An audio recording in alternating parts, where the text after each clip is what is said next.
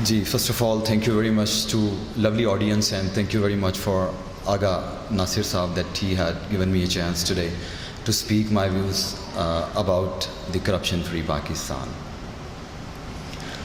अभी फ़िलहाल जो एक चीज़ जो बहुत प्रोमिनेंट नज़र आ रही है कि पूरी तरह बदनज़मी, बेईमानी, करप्शन ये टॉप पे है। ये कतई तौर पे अगर ये कहा जाए कि ये 2 या 4 दिन का काम है या 10 दिन का काम है कि हम इसको सॉल्व आउट कर लेंगे, तो ये मेरा ख़्याल है मुश्किल होगा कहना। उसकी बेशबहा मिसालें मिलती हैं and even I like to quote an example as well.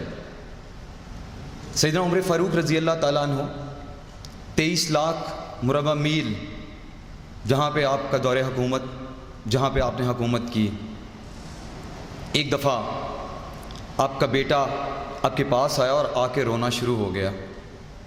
आपने पूछा बेटा क्या हुआ?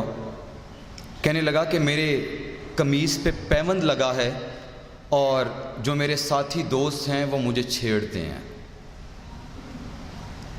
अमीरुल मोमिनीन की आंखों में आंसू आ गए। आपने जो मतवली बैतुल माल था उसको ख़त लिखा कि मुझे थोड़े पैसे उधार दे दें, मैं अगले महीने वापस कर दूंगा। तो मतवली ने आगे से ये कहते हुए जवाब दिया कि आपको आपकी लाइफ की कोई गारंटी है कि आप अगले महीने हयात होंगे भी कि नहीं? अभी वादे बहुत सारे कहते हैं हम लोग। ये करप्शन, मैं सर की बात से 101% अग्री करता हूँ कि हम बहुत दफ़ा हुक्मरानों को तो ब्लेम करते हैं, लेकिन एक सबसे बड़ी बात यह है कि कभी हमने अपना एहतसाब किया? ज़रा गौर कीजिएगा, ये एहतसाब वाला अमल क्या है। आप किसी छोटे बच्चे को 10 रुपये दीजिए कोई चीज़ लाने के लिए, वो भी उसमें 2 रुपये की डंडी मार लेगा। एक रेडी वाला जो 1000 रुपये का फ्रूट लेके आता है, उसका भी प्लान ये होता है कि वो 1000 के फ्रूट को कम से कम रात को 4000 का बेच के जाए। ये जज़ा और सज़ा वाला अमल जो है, ये हम आम तौर पे, मैंने बहुत इस पे फोकस किया है कि ये जज़ा और सज़ा वाला अमल, पाकिस्तान तो एक इस्लामी रियासत है, पाकिस्तान जो है वो इस्लाम के नाम पे बना, ये कलमा तैबा के नाम पे बना, ये 27वीं को रात शबे मेराज की रात को मार्ज़ वजूद में आया। लेकिन ऐसा क्या मामला हो गया, आज हमारी कौम सारी की सारी जो है वो मगरबी तर्ज़ तरीक़ पर चल पड़ी है। I was there. Salman Sahab was saying he also graduated from UK. I was in the UK. Likewise, I did study over there.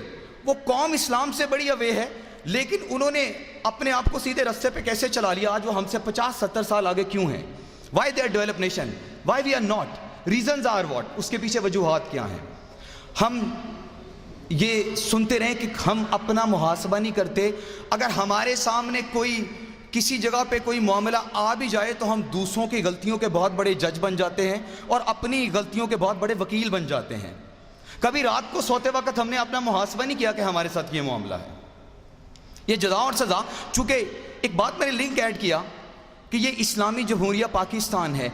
Corruption मेरे नज़रिए के मुताबिक, accordingly my school of thought, सिर्फ एक चीज़ है जो पाकिस्तान को करप्शन फ्री कर सकती है कि जो मौलवियान मिंबरे रसूल पे बैठे हैं वो वहाँ पे बैठ के अपने निज़ाम को बेहतर करने की बात दें, तरगीब बताएं, तो बहुत हद तक हम लोग इस चीज़ से ओवरकम कर सकते हैं। ये बच्चों को हम लोग स्कूल्स के अंदर, कॉलेजेस के अंदर ये करप्शन के बारे में बताएं तो हम इस चीज़ से ओवरकम कर सकते हैं। हमारे पास major example last time we had China ने कितने करप्ट लोगों को सज़ा दी। हमारे पास अपनी मुल्क की बेशुमार मिसालें हैं। ये जज़ा और सज़ा वाला अमल, हम मुसलमान तो हैं, कलमा तो पढ़ते हैं, लेकिन करप्शन को लेके क्या हम यहाँ पे ऐड नहीं कर सकते कि झूठ बोलूँगा, बेईमानी करूँगा, बदनज़मी होगी, बदनुमानी करूँगा, तो ज़ाहिरी बात है अगर मेरा यहाँ पे हिसाब नहीं होगा तो रोज़े क़यामत अल्लाह की बारगाह में तो हिसाब होगा कि नहीं होगा? ये बात तो वाज़ेह है। एक बच्चे ने मास्टर जी से सवाल किया कि सर मुझे ये बताइए कि ये जज़ा और सज़ा क्या है? मास्टर ने कहा कि मैं क्लास के बाद बताता हूं कि इसका क्या मतलब होता है। क्लास खत्म होगी, मास्टर साहब ने 2, 3, 4 बच्चों को अपने पास बुलाया। एक को 50 रुपये, एक को 100 रुपया, एक को 20 रुपये और एक को 5 रुपये दिए। और जिस बच्चे ने सवाल किया था उसको 5 रुपये दिए। वो बड़ा परेशान हुआ कि ये मास्टर साहब ने सबको, किसी को 100 रुपये दे दिया, किसी को 50 दे दिया, मैंने सवाल किया और मुझे ही कम मिले हैं। अब मास्टर साहब ने आगे से ये कहा कि 1 हफ्ते के बाद ये पैसे ले जाओ और इनको अच्छे तरीके से स्पेंड करो, और फलाना जो नान भाई है उसकी दुकान पे आ जाना, जैसे जैसे तुम लोगों ने लगाए हैं इसका हिसाब होगा। कहने लगे ठीक है जी। जो दिन तय हुआ, तयशुदा दिन के मुताबिक वो सारे वहाँ पे पहुँच गए, मास्टर साहब भी वहाँ पे पहुँच गए। अब मास्टर साहब ने सबसे पहले जिसको 100 रुपीज़ दिए थे उससे सवाल किया, बता भी तूने 100 रुपया कैसे लगाया? उसने कहा जी मैंने 100 रुपया 20 रुपये का वो लिया, 10 रुपये का वो लिया, 5 रुपये का वो लिया, 20 रुपये की मेरी अम्मी को वो चीज़ ला के दी। अब मास्टर साहब को जब ये बता रहा था तो मास्टर साहब ने कहा कि इस तरह करो कि ये जो तुम हिसाब दे रहे हो इसको वो जो नान भाई है उसकी तंदूर की मंडेर पे खड़ा करो और दोबारा मुझे बताओ। उन्होंने उठा के उसको तंदूर की मंडेर पे खड़ा किया और बताना शुरू कर दिया। अभी वो 50-60 रुपये पे पहुंचा था कि उसके पाँव शिद्दत के साथ जलने शुरू हो गए। जब 100 रुपये पे पहुंचा तो तब तक उसके पाँव करीबन जल चुके थे काफ़ी ज़्यादा। अब 50 वाला आ गया, उसके साथ भी कुछ इस तरह का हालात वाक़यात का सिलसिला हुआ। फिर 20 वाला आ गया। अब वो जो बच्चा था जिसने 5 रुपये दिए थे, यकीन कीजिए कि वो 5 रुपये वाला मामला जब आया तो उसने फ़ौरन बताया कि मैंने 5 रुपये की अम्मी को धनिया ला के दिया था। मैं बात ये गुजारिश करना चाह रहा हूँ कि बज़ाहिर हम जितनी कम बदउनवानी और करप्शन करेंगे और अकॉर्डिंगली इस्लामिक वैल्यूज़ और रूल्स के हिसाब से चलेंगे, मैं ये समझता हूँ कि ये चीज़ की आज अवेयरनेस की ज़रूरत है कि लोगों को ना सिर्फ पाकिस्तान के बारे में, आप 14 अगस्त के बारे में तो हम लोग बताते ही हैं, ये तो बहुत बड़ा चीज़ है जो हम लोग 14 अगस्त हम लोग मुबारक महीने में, और मेरे नज़रिए के मुताबिक ये मुसलमान आने पाकिस्तान जो है उनके लिए रमज़ान जैसा महीना है। ये मेरा अपना स्कूल ऑफ थॉट है कि ये इतनी लाजवाल और बेशुमार कुर्बानियों के बाद मार्ज वजूद में आया। तो हुजूर वाला गुजारिश ये करना है कि जितने कम करप्शन होगी, जितनी बदउनवानी कम होगी, जितने हम गलत काम कम करेंगे, उतना ही सबसे बड़ी बात यह है कि हमारा हिसाब किताब का सिलसिला छोटा होगा। सबसे बड़ी बात यह है कि इस इस्लामी जमहूरिया पाकिस्तान के नाम को इस्लामी जमहूरिया पाकिस्तान बनाने की ज़रूरत है। इसके अंदर अब ये सारी चीज़ों को इम्प्लीमेंट करने की ज़रूरत है, इम्पोज करने की ज़रूरत है। लेकिन कतई तौर पे एक बात जो वाज़ेह है, हम सिर्फ और सिर्फ हुक्मरानों को हिट करके ये नहीं कर सकते। इसमें एक आम आदमी जो एक मैन ऑफ स्ट्रीट है, जो एक आम आदमी जो गली में रहने का बाशिंदा है, चाहे वो बलूचिस्तान में रहता है, चाहे वो KPK में रहता है, चाहे वो इस पाकिस्तान या इस मुल्क के किसी भी कॉर्नर में रहता है, हर एक को यहाँ पे अपना किरदार अदा करना होगा। और ये अगर किरदार अदा होगा तो हम बहुत हद तक इन चीज़ों से बाहर आ सकते हैं। और अनकरीब पाकिस्तान के लिए हम लोग बहुत वाज़े और वाशगाफ अल्फाज में ये कहना चाहूँगा कि इस मुल्क का फ्यूचर बहुत रोशन है इंशाअल्लाह।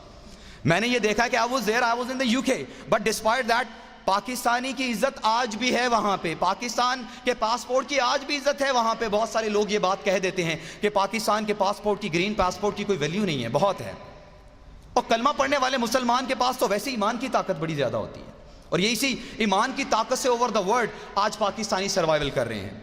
अगली बात जो मैं एंड पे ये ज़रूर कहना चाहूँगा कि हम सबको उठ खड़े होना चाहिए। 14 अगस्त तो आ रहा है, 14 अगस्त पे बाइक्स को बाहर निकाल के लोगों और फैमिलीज़ के लिए परेशानी क्रिएट करके झंडियाँ लगा के तो आप ये प्रूव करते हैं कि we are the true lover, we are the true Pakistani. लेकिन ये नहीं, यकीन कीजिए कि अगर ये बदउनवानी आपके मुल्क से ख़त्म हो जाए, करप्शन ख़त्म हो जाए, तो ये मुल्क जो है वो तरक्की की राह पे गामज़न हो जाएगा। और मुझे यकीन है कि ये सब कुछ इंशाल्लाह अनकरीब होने वाला है।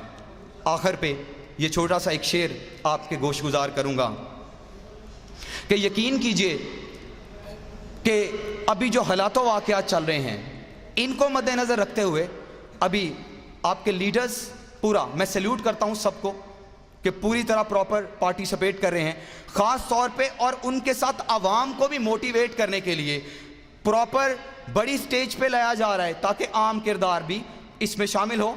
और इंशाअल्लाह पाकिस्तान का फ्यूचर बहुत रोशन है। खुदा करे कि मेरी अर्ज़ पाक पे उतरे, खुदा करे कि मेरी अर्ज़ पाक पे उतरे ऐसी फसले गुल कि जिसे अंदेशा ज़वाल ना हो। वस्सलाम, आपकी समातों का शुक्रिया। थैंक यू, जज़ाकल्लाह।